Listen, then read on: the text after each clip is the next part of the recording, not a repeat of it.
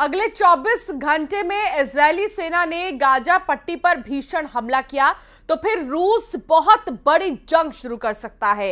Middle east की media के मुताबिक पुतिन ने नेतन्याहू को दो टूक कह दिया है कि अब रूस गाजा और सीरिया पर और हमले बर्दाश्त नहीं करेगा। पुतिन ने यह तक कह दिया है कि सीरिया इजरायल के खिलाफ युद्ध में उतरने वाला है।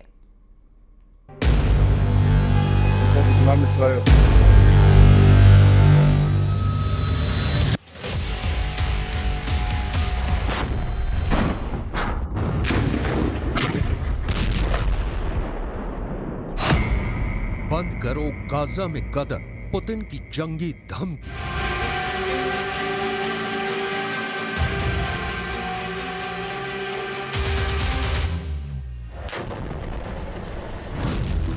गाजा युद्ध में लगभग 15,000 मौतें होने के बाद इजरायल के प्रधानमंत्री नेतन्याहू भयानक खून खराबा करने पर उतारू हैं।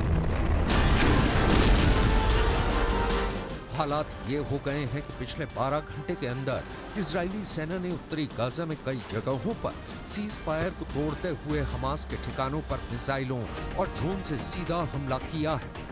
लेकिन इस बीच एक खबर रूस से निकल कर आई है जिसने पूरी दुनिया को सन्न करके रख दिया है। 71 साल के रूसी राष्ट्रपति व्लादिमीर पुतिन ने साफ चेतावनी दी है कि अगर गाजा में खूनी गदर नहीं रुका तो फिर गाजा से लेकर सीरिया तक इजरायली सेना पर भयंकर हमले शुरू हो जाएंगे। नेतन्याहू को चेतावनी देते हुए पुतिन ने जो कहा है उसने अमेरिका समेत तमाम पश्चिमी देशों को गहरे संकट में डाल दिया है। जरा देखिए पुतिन ने ऐसा क्या कह दिया है कि अब गाजा युद्ध इजरायली सेना के लिए गले की हड्डी बनता जा रहा है। गाजा से सीरिया तक रूस का बदला शुरू।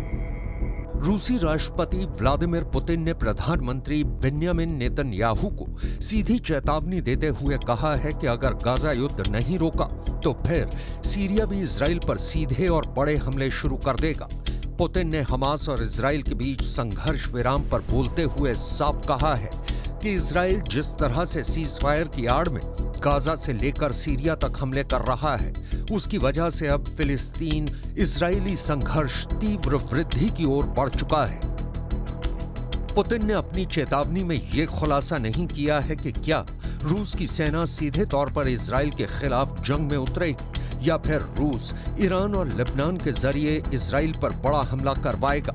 खबर यह भी है कि सीरिया में मौजूद रूसी सैन्य अड्डों पर इजराइल के खिलाफ युद्ध की तैयारी पूरी कर ली गई है। हम आपको बता दें कि पुतिन ने इजराइल से साफ कह दिया है कि अब गाजा में मासूम फिलिस्तीनियों की मौत का तमाशा रूस नहीं देखेगा। दावा किया जा रहा है कि मॉस्को ने ईरान, सीरिया और लेबनान को बड़ी जंग के लिए तैयार रहने को कह दिया है। Кровавый переворот на Украине в 2014 году, за которым последовала война киевского режима против своего народа на Донбассе, это не потрясает? А истребление гражданского населения в Палестине, в секторе Газа сегодня, не потрясает?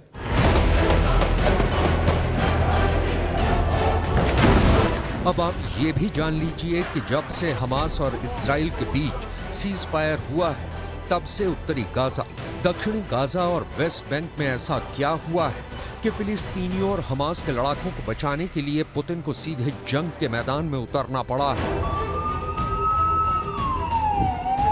मिडिल ईस्ट और रूसी मीडिया के दावों के मुताबिक इजराइल ने पिछले 36 घंटे में हमास के एक बहुत बड़े कमांडर को सीज फायर के दौरान ही जबरदस्त हमले में मार डाला है। अब सवाल उठता है कि जब सीज फायर है तो फिर इजराइल डंके की चोट पर हमास के टॉप कमांडर या कहें लीडरशिप से जुड़े नेताओं को क्यों मार रहा है।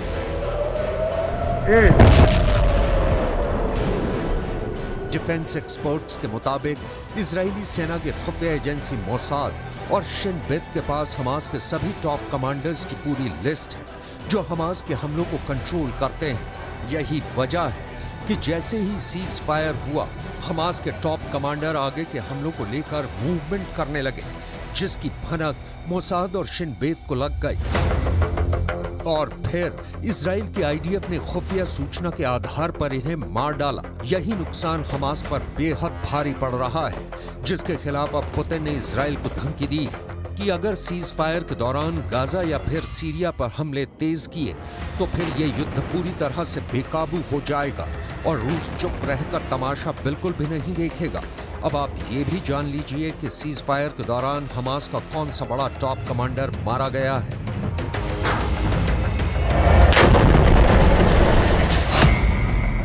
हमास के 2 टॉप कमांडर्स को इजरायली सेना ने इस तरह से मारा है कि यही नहीं पता चल पाया कि उन्हें सीज फायर के दौरान मारा गया या फिर पहले मारा गया।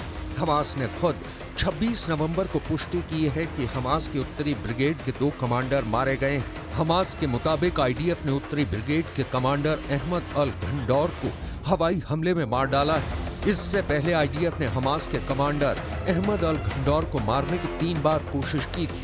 इसके अलावा हमास की उत्तरी ब्रिगेड में रॉकेट डिवीजन के कमांडर आयमान सियाम को भी आईडीएफ मार चुकी है। हमास के मिलिट्री विंग के मुताबिक हमास के कुल 5 सबसे टॉप अधिकारी मारे गए हैं। दावों के मुताबिक ये सभी टॉप कमांडर युद्ध विराम शुरू होने से मारे गए हैं, जबकि कुछ रिपोर्ट में दावा किया गया है कि सीज फायर के दौरान इजरायली सेना की स्पेशल फोर्स ने हमास के 5 कमांडर्स की टारगेट किलिंग की है।